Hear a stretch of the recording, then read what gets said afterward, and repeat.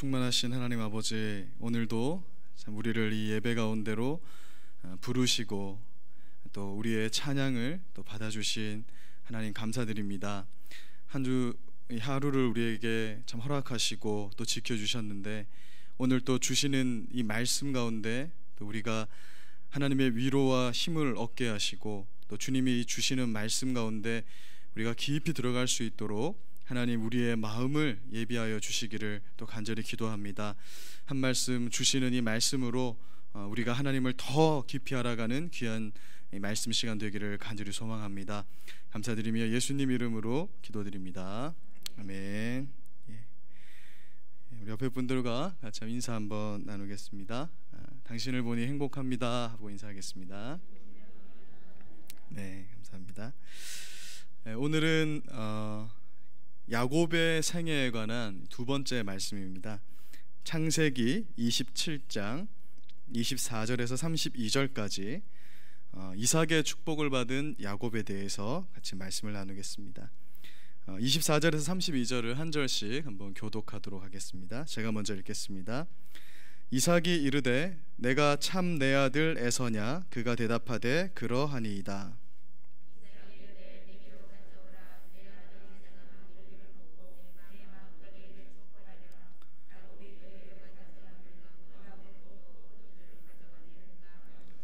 그의 아버지 이삭이 그에게 이르되 내 아들아 가까이 와서 내게 입맞추라.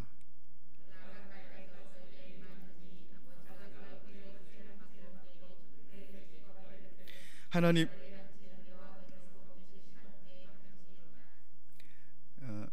만민이 너를 섬기고 열국이 내게 굴복하리니 내가 형제들의 주가 되고 내 어머니의 아들들이 내게 굴복하여 너를 저주하는 자는 저주를 받고 너를 축복하는 자는 복을 받기를 원하노라.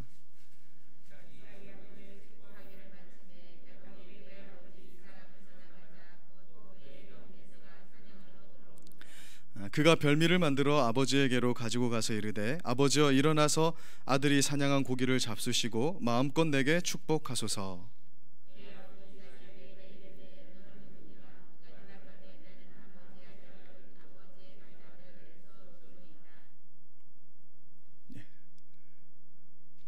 뭐가 섞여버렸나 본데요. 32절 같이 읽겠습니다. 시작. 이삭 나는 아버지의 아들 곧 아버지의 맏아들 이로소이다. 오늘 우리가 살펴볼 이 창세기 27장의 내용은 마치 아침 드라마 같이 좀 가족 간의 그런 막장 스토리를 담고 있어서 굉장히 흥미진진한 그런 내용으로 되어 있습니다.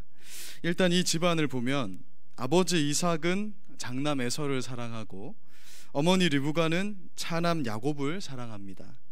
그래서 이삭은 나이가 많아 죽기 전에 자기가 사랑하는 그 에서를 축복하고자 합니다. 축복을 할 거면 바로 하면 되는데 7절을 보니 굳이 에서가 사냥한 고기로 만든 별미를 한번 먹고 에서를 축복하겠다고 하면서 그를 사냥터로 보내게 되는 것을 보게 됩니다. 사실 우리는 이 장면에서부터 이 일에 하나님께서 개입하시고 또 하나님께서 이 일을 주관하신다라는 사실을 확인할 수 있습니다. 굳이 안 해도 되는 일을 하게 됨으로써 하나님의 계획이 실행되는 경우가 성경에는 굉장히 자주 나타나는 그러한 장면입니다. 그런데 이 이삭과 에서의 대화를 이 리브가가 엿듣고 있다가 자기가 사랑하는 야곱을 불러서 너는 빨리 가서 좋은 염소 새끼 2마리를 가져와라. 그러면 내가 그걸로 별미를 만들어서 요리를 해줄 테니 너는 형 에서로 위장해서 형이 받을 그 축복을 가로채라. 이제 이렇게 어머니가 그에게 말을 한 거예요. 10손가락을 깨물면 안 아픈 손가락이 없어야 하는 것이 어머니의 사랑인데, 이 아브라함 가문의 특징이 뭐냐면 한 특정 자식을 사랑하는 그러한 좀 가문의 특징을 가지고 있습니다. 그래서 이삭은 에서를 사랑하고 리브가는 야곱을 사랑하는데 굉장히 차별된 사랑을 하는 걸 보게 되는 거예요. 이에 야곱은 이렇게 얘기합니다. 이 형은 털이 많은 사람인데 이 쌍둥이인데도 에서는 털이 많았고 이 야곱은 털이 없는 그런 피부가 매끈한 사람이었다라고 합니다. 그래서 아버지께 나아갔다가 발각되면 복은 고사하고 오히려 아버지께 저주를 받게 됩니다. 이렇게 얘기를 한 것이죠. 그러자 리브가는 만약 네가 발각되면 네 아버지의 저주는 내가 대신 받을 거니까 너는 걱정하지 말고 어서 염소 새끼 2마리나 잡아와라. 그럼 내가 이삭이 즐기는 별미를 만들어 줄 것이다. 이렇게 얘기를 합니다. 그래서 야곱이 잡아온 그 염소 새끼로 요리를 만들고 또 이 에서가 입는 그 좋은 의복을 야곱에게 입히는 거예요. 그리고 이제 그 요리를 하면서 남은 가죽은 이 손과 목에다가 이제 이렇게 붙이는 겁니다. 왜냐하면 염소 털을 이제 에서 형의 털처럼 이제 만드는 것이죠. 그래서 야곱의 손과 목의 매끈한 부분을 그 가죽을 붙여서 털이 북실북실하게 이렇게 만든 거예요. 당시 이삭은 눈이 어두웠기 때문에 분명 음성은 야곱인데 이 손을 만져보니까 털이 북실북실한 거예요.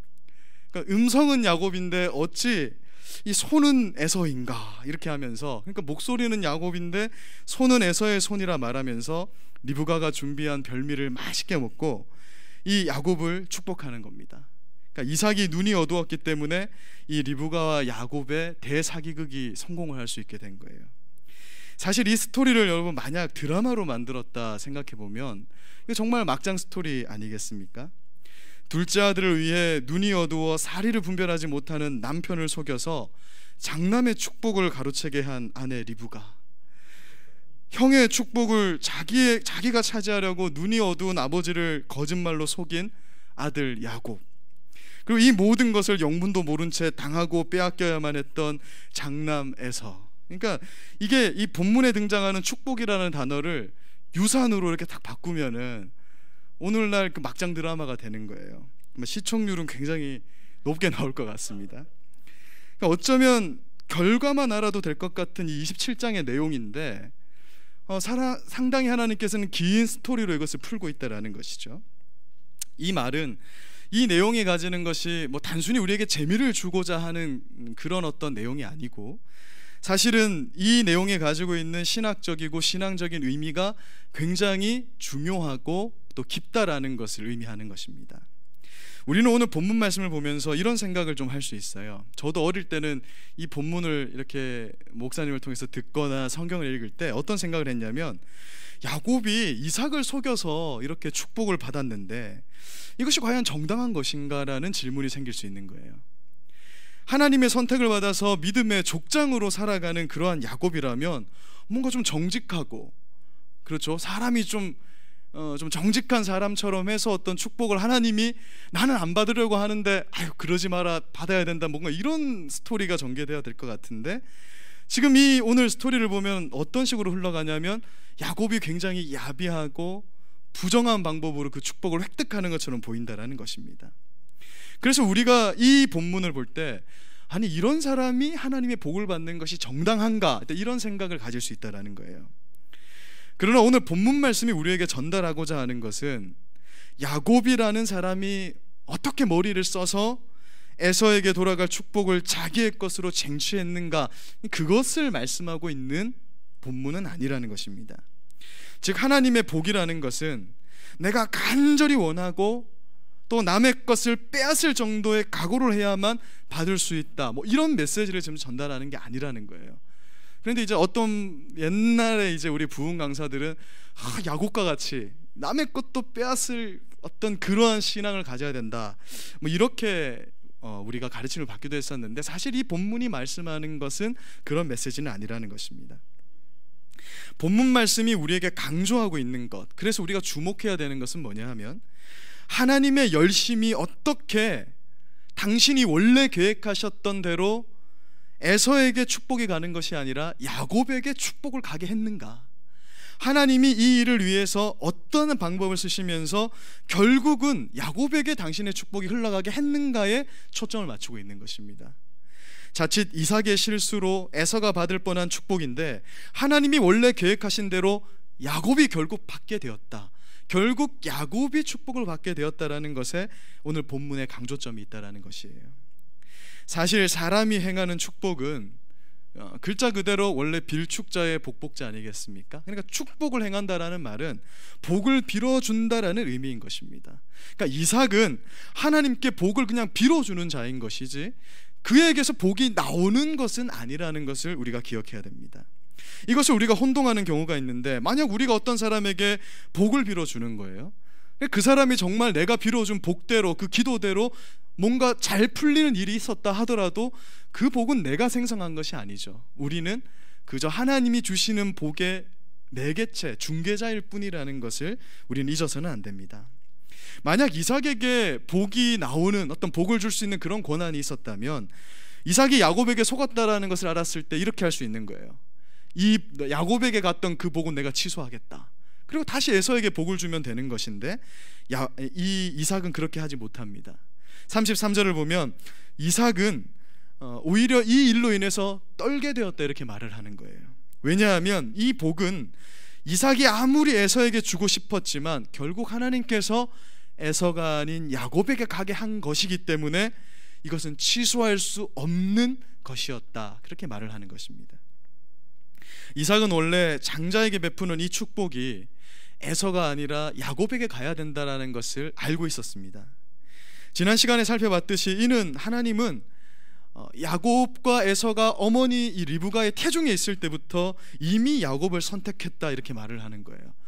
태중에서 태어나기도 전에 하나님은 야곱을 선택한 것입니다. 그 사실을 하나님이 리브가에게 알리셨기 때문에 남편 이삭이 이것을 모를 리가 없는 것이죠. 그러나 이삭은 늘 사냥한 고기로 별미를 대접하는 아들 에서를 너무나 사랑했던 거예요. 그래서 이 사실을 알지만, 하나님이 그렇게 얘기했지만, 내가 사랑하는 장남 에서에게 내가 축복을 해주고 싶다. 왜? 에서는 나에게 늘 고기를 갖다 이렇게 별미를 제공하니까. 근데 저 야곱은 맨날 엄마 품에만 있는 거예요. 쟤는 별로다.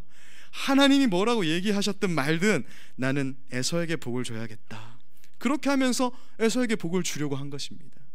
그러나 하나님께서 행하시는 일의 결과가 결국에는 야곱에게 복이 가는 걸로 완성된 거예요. 그것을 보았을 때 그는 야곱이 결국 이 복을 받게 될 것이라는 것을 기억하면서 자신의 잘못을 깨닫고 심히 떨 수밖에 없었다라는 것입니다. 이처럼 오늘 본문 말씀은 야곱이 얼마나 야비하게 형 에서에게로 향할 복을 가로챘는가를 보여주고자 하는 것이 아닙니다. 하나님의 주권에 관해서 말씀하는 본문이라는 거예요. 즉 하나님께서 야곱이라는 자를 복을 받을 자로 선택하셨기 때문에 그분의 열심이 결국에는 야곱에게 복을 받도록 이끌어 가셨다. 그래서 결국 하나님의 뜻대로 되었다라는 것을 보여주는 본문이라는 것입니다. 38절을 보니 이에 에서는 자신이 야곱에게 속은 것이 이번이 처음이 아니다. 예전에 죽 한 그릇에 내가 장자권도 빼앗겼는데 이제 이 축복도 가로챘다라고 말하면서 아버지 이삭에게 울면서 남은 복이라도 좀 달라고, 내게 줄 복은 없냐고 이렇게 간청을 하게 됩니다. 그래서 39절에서 40절을 보니까 이삭이 에서를 위해서 축복을 해주긴 해주는데 이 축복의 내용이 어떤 내용이냐면, 자세히 보면 야곱에게 한 그 축복을 그냥 에서에게 되풀이하는 것밖에 안 되는 걸 보게 되는 거예요. 그러니까 에서에게 축복을 하는 게 아니라 사실은 야곱에게 한 축복을 에서에게 되풀이하고 있는 것입니다. 29절에서 이삭이 야곱을 축복할 때 뭐라고 했냐면, 29절을 보면 만민이 너를 섬길 것이다 이렇게 말을 합니다. 그렇죠? 이게 29절은 야곱에게 한 축복이거든요. 근데 40절에 에서에게는 뭐라고 하냐면 너는 네 아우를 섬길 것이다. 복이 아니라 야곱에게 내가 선언했던 그 복에 너는 종속되는 거다. 이미 야곱에게 복을 베풀었기 때문에 너에게 줄 복은 없다. 이미 복은 끝났다고 말하는 거예요. 하나님의 주권 속에서 이미 야곱에게 복을 베풀었기 때문에 너에게 갈 하늘의 복은 없다라는 것을 말씀해주고 있는 것입니다. 그래서 이삭이 해줄 말은 에서는 아우 야곱을 섬기게 될 것이다라는 말밖에 해줄 것이 없는 거예요. 이삭은 복을 만들어내는 자가 아니라 하나님께서 주권적으로 주시는 복을 비는 자, 중개인의 역할밖에는 할 수 없기 때문에 그런 것입니다. 사랑하는 여러분, 사실 겉으로 드러나는 상황만을 보면, 그냥 우리 인간적인 눈으로 보면 에서는 참 억울한 사람이잖아요. 반면 야곱은 정말 얄미운 사람입니다. 우리가 사실 성경을 통해서 야곱을 만나니까 야곱 하는 것이지, 여러분 현실 속에서 야곱과 같은 사람을 만난다고 생각해 보십시오. 남을 속이고 남의 것을 빼앗는데 자기 형의 것까지도 그렇게 빼앗는 사람이라면 사실 우리가 피해야 되는 사람이 야곱이죠. 오히려 에서와 같은 사람이 우리가 친구로 삼을 만한 사람입니다. 그런데 오늘 성경의 중요한 핵심적인 메시지는 하나님께서는 그래서 야곱을 선택했다라는 것을 우리에게 말해주고 있는 거예요. 놀랍게도 야곱이 가진 인생의 핵심은 뭐냐면 야곱은 요 정도밖에 안 되는 사람이기 때문에 하나님의 선택을 받았고 그 후에 그는 하나님의 계획에 따라 훈련되어지고 만들어져 가고 다듬어져 가서 결국 하나님의 사람답게 되었다라는 것이 야곱의 인생이 우리에게 보여주는 핵심 메시지인 것입니다. 불완전한 자를 부르셔서 그 한 사람을 완성시켜 나가시는 것이 하나님이다. 그것이 야곱의 인생이 우리에게 보여주는 그런 핵심적인 메시지라는 것입니다.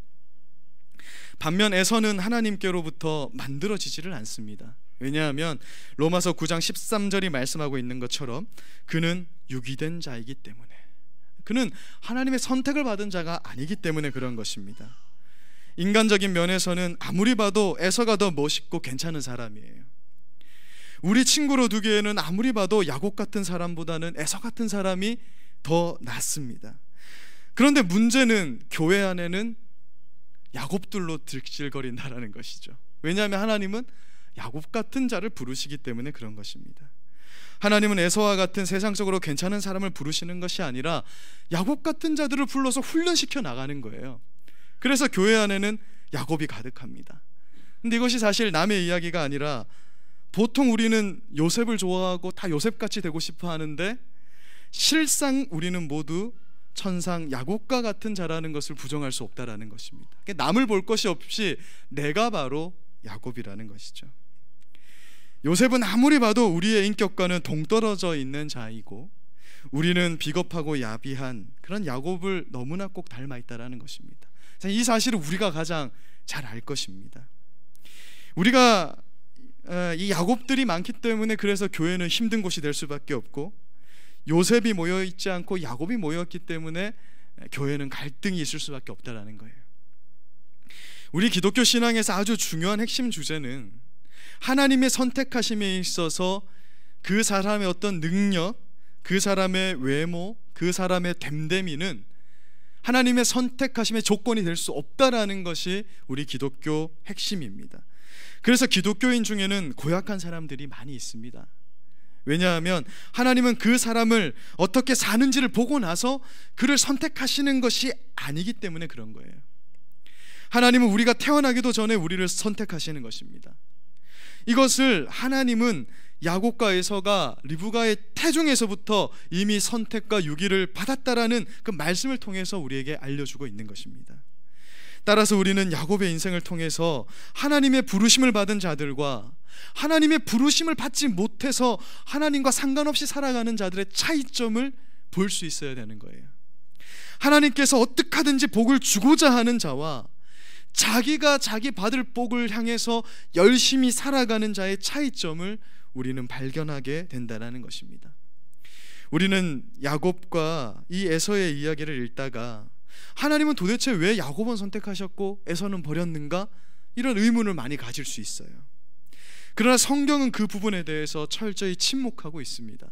성경은 그것을 비밀에 붙여놓고 있기 때문에 왜 야곱을 선택했고 이삭을 선택했는가는 우리는 천국에 가야만 그것을 알 수 있을 것입니다. 이 땅에서 그것을 우리는 다 알 수가 없다고 말합니다. 그래서 다만 우리가 집중해야 되는 부분은 뭐냐면, 그렇다면 어떤 이유에서인지는 우리는 모르지만 결국 하나님은 야곱 같은 우리를 선택하셨는데 그 우리를 선택하신 하나님은 우리에게 과연 어떤 분이신가에 우리는 초점을 맞춰야 된다는 거예요. 하나님이 왜 나를 선택했고 저 사람은 선택하지 않았는가, 그것을 고민할 것이 아니라 나를 선택하신 하나님은 과연 어떤 분이신가에 성경은 초점을 맞추고 있다는 것입니다. 사랑하는 여러분, 우리를 구원하신 하나님은 어떤 분이십니까? 하나님은 이 세상을 창조하신 능력의 하나님이시잖아요. 아무것도 없는 것에서 있는 것을 만드신 분, 나를 창조하신 분이 하나님이십니다. 그에 반해서 우리는 뭐 대단한 가치를 지닌 존재라고 생각할 수 있지만 사실 하나님 앞에서 우리 인간이라는 존재는 하나님으로부터 지음을 받은 그저 피조물에 불과한 거예요. 우리가 뭐 이렇게 열심히 뭐 로봇이나 이런 장난감 이런 거 만들 수 있잖아요. 그 로봇과 우리 인간의 그 간격이 얼마나 넓습니까? 마치 하나님과 우리 사이는 그런 넘을 수 없는 간극을 가진 그런 존재라는 것입니다. 그래서 하나님과 우리 사이에는 넘을 수 없는 그런 간극이 존재하는데 우리는 그 간극 너머에 있는 하나님의 속성을 뭐라고 표현하냐면 하나님의 주권이라고 표현하는 거예요. 우리에게는 주권이 없고 하나님께는 주권이 있는 것입니다. 왜냐하면 하나님이 모든 것을 만드신 분이기 때문에 그런 것이에요. 우리 믿음의 대상이신 하나님은 온 세상을 운영하는 주권을 가지신 전지전능하신 분이라는 사실을 여러분 믿으십니까? 하나님은 그런 분이 우리는 믿잖아요. 하나님이 그래서 정말 전지전능하신 분이라면 그럼 이 세상을 창조하시면서 이 세상에서 벌어질 모든 일의 처음과 끝을 계획하시고 그 목표하신 바대로 그것을 이끌고 가서 결국은 완성시키는데 한치의 오차도 없이 그 일을 하실 것이라는 것을 우리는 믿는 것이 당연한 것 아니겠습니까? 하나님이 전지전능하신데도 이 세상을 만들어 놓고는 나도 이 세상이 어떻게 흘러갈지는 모르겠다, 나도 시간이 지나봐야 알겠다라고 한다면 그 존재는 하나님이 아닌 것이죠. 그건 인간과 똑같은 존재일 뿐입니다. 하나님이라는 존재는 모든 것을 아실 뿐만 아니라 모든 것을 계획하셨고 처음과 끝을 정해놓으신 분이라는 의미가 하나님의 전능하심이라는 의미 속에 들어있다는 것입니다. 그래서 하나님이 세상을 창조하셨다라는 이 말 속에는 어떤 의미가 들어있냐면 이 세상에서 벌어지는 모든 일을 하나님이 계획하셨고 그것을 인도해 나가시는데 그리고 그것을 마치시는 데 있어서 하나님이 그 일을 성취하시고 완성시키신다, 그럴 만한 능력이 충분히 있으시다라는 그 의미를 함의하고 있다라는 거예요. 예를 들어서 하나님은 아담과 하와가 그 선악과 시험에서 실패했기 때문에 실패했네? 그러면 내가 내 아들 예수를 줘서 이 인간들을 구원해낼 방법을 내가 하나 더 제공해야겠다, 이렇게 생각할 수 없다라는 것입니다. 하나님의 계획 속에 이미 뭐가 들어있냐면 이 아담과 하와의 실패가 들어있는 거예요. 아담과 하와의 실패가 하나님께서 원래 계획하신 목표와 완성에 어떠한 영향도 끼치지 못하는 것입니다. 인간의 연약함, 인간의 불순종, 인간의 죄악은 결코 그것이 하나님의 계획 안에서 완성되는 일을 방해할 수 없다는 것을 우리는 기억해야 되는 것이에요. 그런데 우리 인간들은 자꾸 어떤 생각을 하냐면 하나님이 제한적이길 바라는 것입니다. 어떻게 생각하냐면 하나님도 내 인생에 대해서 다 하시면 안 된다라고 자꾸 생각하는 거예요. 하나님도 내가 어떻게 사는지를 보고 복을 주셔야지, 살아본 적도 없는 내 인생을 하나님 어떻게 미리 결정하실 수 있는가, 우리는 자꾸 이렇게 생각하는 것입니다. 그래서 하나님도 내가 어떻게 사는지를 보고 나서 내게 복을 주실지 아니면 벌을 주실지를 결정하는 분이 되어야 한다고 생각하는 거예요. 왜냐하면 우리 인간의 생각에 그렇게 하는 것이 인간의 존엄성, 인간의 인격성을 해치지 않는다라고 생각하기 때문에 그렇습니다. 만약 그렇지 않으면 우리는 아무런 결정권도 없고 하나님 그러면 야곱을 선택하셨으니까 이 야곱은 자기 뜻, 그 하나님의 뜻대로 그냥 이렇게 살아가는 그런 꼭두각시에 불과한 것이 아닙니까? 라는 그러한 질문이 우리에게 나올 수밖에 없다라는 것입니다. 그러나 우리가 잘 알고 있듯이 하나님은 주권적으로 당신의 일을 진행해 나가시지만 또한 우리 인간에게는 자유의지, 자유선택 그리고 인격성을 주셨다라는 거예요. 오늘 이 예배 자리에 나오실 때 다 우리의 의지로 이 자리에 나오셨지, 하나님이 무슨 자석을 우리를 끌어당기듯이 나는 오기 싫었는데 이렇게 왔다고 하시는 분이 있으십니까? 우리는 다 우리의 선택과 우리의 의지로 이 자리에 나왔다는 거예요. 인격성을 하나님이 해치지 않으신다는 것입니다. 앞서 하나님이 전능하신 분이라고 말씀드렸잖아요. 우리 인간의 머리로 다 이해할 수는 없지만 하나님은 어떻게 이 세상을 이렇게 진행해 나가시냐면 하나님의 주권대로 진행해 나가시지만 또한 한편으로 인간의 자유의지, 인간의 인격성을 하나님이 해치지 않으시는 겁니다. 그래서 늘 우리에게 질문하시고 우리를 설득하시고 우리를 이끌어 가시는 거예요. 그것이 가능하기 때문에 하나님은 하나님이신 것입니다. 그래서 하나님은 결국에는 당신이 계획하신 가장 선한 방향으로 우리를 이끌어 가십니다. 그래서 결국은 우리는 하나님이 계획하신 그 자리에 서 있게 될 것이에요. 그것은 누구도 거부할 수 없는 것입니다. 그건 누구도 방해할 수 없는 거예요. 그렇기 때문에 하나님은 우리와 씨름하시는 것입니다. 야곱이 하나님과 밤새 씨름하잖아요. 그것과 마찬가지로 하나님은 우리에게 자꾸 좋은 방향, 선한 방향, 하늘의 신령한 것들, 그러니까 우리가 천국 백성이 되는 그 생명의 길로 우리의 삶을 자꾸 인도하시는데, 우리의 악한 본성은 자꾸 어떻게 하냐면 그것을 원치 않기 때문에 자꾸 다른 길로 가는 것입니다. 그래서 하나님은 어떤 방법을 쓰시냐면 자꾸 우리를 설득시키는 거예요. 그리고 우리를 때로는 굴복시킵니다. 그 과정이 우리 인간의 시각에서는 어떠한 현상으로 나타나냐면 우리는 하나님과 씨름하는 모습으로 나타나는 거예요. 그래서 신앙은 힘겨운 거예요. 하나님 자꾸 이쪽으로 끌고 갑니다. 우리는 자꾸 반대로 가는데 하나님이 결국 우리를 이 자리로 끌고 앉혀야 되기 때문에 씨름하는 모습으로 나타난다는 거예요. 사랑하는 여러분, 이 씨름에서 결국 하나님이 승리하겠습니까? 내가 승리하겠습니까? 하나님의 인도하심이 옳은 방향이겠습니까? 내가 가고자 하는 방향, 내가 원하는 방향이 옳은 방향이겠습니까? 우리는 다 답을 알고 있습니다. 오늘 말씀에서 이삭은 에서를 축복하려는 계획을 작정하잖아요. 그러나 이삭의 그 연약함, 그 불순종이 야곱에게 복을 주시고자 하는 하나님의 계획을 방해하지 못하는 것입니다. 그것이 오늘 본문 말씀이 우리에게 전달하는 핵심적인 메시지라는 거예요. 이 의미를 조금 더 깊이 있게 생각하면 이렇게 되는 것입니다. 하나님은 나라는 부족한 인간을 결국에는 천국 백성으로 만드시기를 작정하셨습니다. 그 일에 우리의 연약함, 우리의 실패, 우리의 허물, 사탄의 방해가 그것을 방해할 수 없다, 결코 장애물이 될 수 없다라고 말하는 거예요. 우리는 결국 그 자리에 서게 될 것입니다. 그것이 우리가 가진 결론이고 우리가 가진 신앙인 것이에요. 왜 예수를 믿는 우리의 복된 인생에 막힘이 있고 고난이 있고 역경이 있는 것일까요?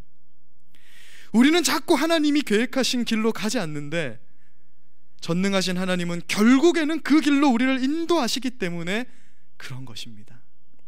하나님은 우리를 당신의 계획하신 완성의 길로 우리를 주권적으로 인도하시지만 또 한편으로는 대단히 인격적으로 우리를 대하시기 때문에 그 일의 진행을 아무런 감정도 없이 마치 강아지 목에 이렇게 이 줄을 달고 막 끌듯이 우리를 끌고 가는 것이 아니라 이렇게 지금 말씀으로 설득하고 말씀으로 또 설득하면서 우리를 굴복시키기 때문에 우리에게는 하나님과의 씨름이 있다라고 그렇게 말씀하고 있는 것입니다. 여러분, 일반인이 최홍만 선수와 씨름을 하면 그것이 게임이 될까요? 우리 이만기 선수가 전성기 때 내가 붙는다 이러면 여러분 우리가 한 번이라도 이길 수 있을까요? 하나님과 씨름을 한다는 것은 마치 이것처럼 사실 말이 안 되는 것입니다. 하나님이 어떻게 인간과 씨름을 합니까? 씨름할 필요가 없는 것이죠. 하나님은 그냥 우리를 끌고 가실 수 있는 분이십니다. 그러나 하나님께서 우리를 인격적으로 대하시기 때문에 일부러 수준을 낮춰서 합을 맞춰주시면서 우리 수준에서 우리를 자꾸 설득하기 때문에 우리 입장에서는 하나님과 자꾸 씨름하게 되는 것이에요. 하나님은 말씀으로 우리를 설득하고 또 설득합니다. 때로는 다른 방향으로 엇나가도 그대로 두시면서 우리를 깨닫게 하십니다. 그래서 하나님의 그 계획에는 항상 시간을 필요로 하고 그 상황이 우리에게는 고난이라는 상황으로 나타날 수도 있습니다. 또 하나님께서 매를 드시는 모습으로 나타날 수도 있습니다. 그러면서 하나님은 평생을 두고 우리를 완성시켜 나가는 거예요. 인격적으로 시간을 두시면서 일을 진행하시면서 우리를 항복하게 하시고 결국에는 우리가 자유의지를 가지고 인격적으로 하나님께 순종하게 하는 방향으로 나아가게 하신다라는 것입니다. 이런 현상이 왜 벌어지는가? 결국 하나님이 우리에게 가지신 그 목표와 수준은 우리가 생각하는 목표와 수준과는 너무나 큰 차이가 있기 때문에 그런 거예요. 우리가 가진 신앙의 목표는 사실 피조물의 수준을 벗어날 수 없습니다. 대부분 우리가 가지는 목표는 어떤 것이냐면 예수 잘 믿어서 사업이 잘 풀려가지고 헌금을 좀 많이 하는 수준에서 머뭅니다. 거의 그래요. 우리 인간이 가진 그 수준은 그런 것입니다. 이 땅의 축복에 한정되어 있다는 거예요. 그러나 하나님께서 우리에게 가지신 목표는요, 예수 그리스도와 같이 되게 하는 겁니다. 예수님처럼 되는 게 하나님의 목표인데 우리는 별로 그런 생각이 없어요. 오늘 직장에서 평안하고 뭐 좀 우리의 수입이 늘어나고 그래서 11조가 늘어나면 된다고 생각합니다. 그래서 우리가 가진 목표와 하나님이 가진 목표는 늘 충돌하는 거예요. 그 충돌을 우리는 하나님과의 씨름으로 경험하게 됩니다. 그리고 그 씨름은 땅에 매여 살아가는 우리 입장에서는 고난과 막힘으로 이해됩니다. 자꾸 하나님 왜 자꾸 고난을 주시나, 하나님 이 길에서 나를 왜 막으시는가, 이렇게 생각하지만 사실 그것은 하나님이 우리를 올바른 방향으로 인도하는 과정이라는 거예요. 우리가 앞으로 쭉 살펴보겠지만 이러한 삶이 바로 야곱의 인생이었다라는 것입니다. 오늘 말씀을 통해서 우리는 무엇을 깨닫게 됩니까? 분명한 것은 하나님은 결국 당신께서 목적하신 데까지 우리를 끌고 가셔서 완성시키실 것이라는 것입니다. 하나님의 그 이끄심에는 결코 실패가 없을 것입니다. 가다가 중지하는 것도 없고요, 우리의 허물과 약점과 실수 때문에 취소되는 일 따위는 없습니다. 사탄이 막 방해한다고요? 우리가 하나님의 자녀가 되었는데 그 자녀됨이 취소되는 일은 일어날 수 없다라고 하나님 말하는 것이에요. 애초에 우리의 인생의 모습을 보고 우리를 선택한 것이 아니기 때문에 그렇습니다. 하나님이 시작하셨으니 결국 하나님이 완성하신다라는 것을 기억하시기 바랍니다. 하나님이 작정하셨으니 이삭의 허물, 이 에서의 반감, 심지어 야곱이라는 인간이 가진 어떤 야비함과 거짓됨마저도 하나님의 일을 방해할 수 없었다라고 성경은 우리에게 말씀하고 있는 것입니다. 그러므로 이제 우리가 집중해야 되는 것은요, 뭐냐 하면 이것이 이제 오늘 말씀의 결론인데 바로 하나님에 대한 순종의 자세를 가져야 한다라는 것입니다. 부족한 가운데 택함을 받은 신자들은 하나님과 씨름하면서 이제 뭘 배워 나가느냐면 사실은 순종이라는 것을 배워 나가게 되는 것입니다. 하나님은 결국 당신께서 계획하신 이 세상에서 가장 선한 방향으로 우리 이끌어 가시잖아요. 이 일은 취소됨도 없고 포기됨도 없습니다. 그러므로 하나님이 하시는 일에 우리가 불순종하면서 가게 되면 언제나 늘 질질 끌려서 가게 되는 인생이 되는 거예요. 왜냐하면 결국은 아무리 우리 자녀들이 안 좋은 방향으로 갈 때 부모가 결국에는 질질 끌어서라도 좋은 방향으로 가게 해야 되기 때문에 우리가 하나님께 불순종하면 그런 인생이 되는 것이고, 말씀을 통해서 그것을 깨달아서 우리가 하나님이 하시는 일에 순종함으로 나아가면 하나님을 배워가면서 하나님을 누리면서 기쁨으로 신앙생활을 하게 될 것이라고 말씀하고 있는 것입니다. 그 인생을 보면 야곱은 늘 얻어맞는 인생, 왜냐하면 늘 불순종하는 인생으로 가기 때문에. 그런데 그의 아들 요셉은 이 시험을 통과하고 나서는 늘 하나님과 함께하는 인생, 하나님을 누리는 인생, 하나님을 알아가는 인생이 되었다라는 것을 말하고 있지 않습니까?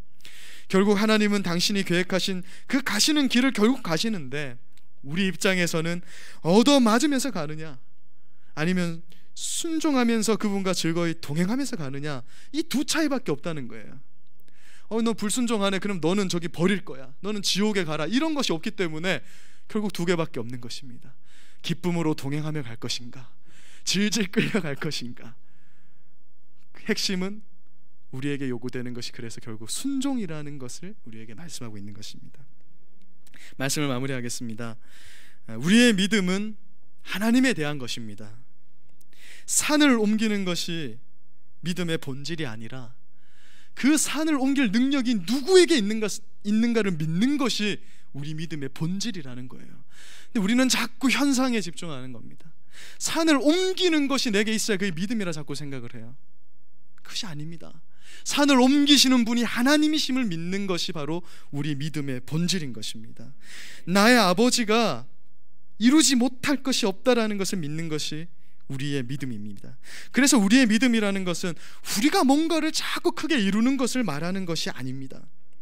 하나님이 반드시 내 삶을 승리의 삶, 완성의 삶으로 빚어 나가실 것이니 그것을 믿고 오늘도 버티는 것이 믿음이라는 거예요.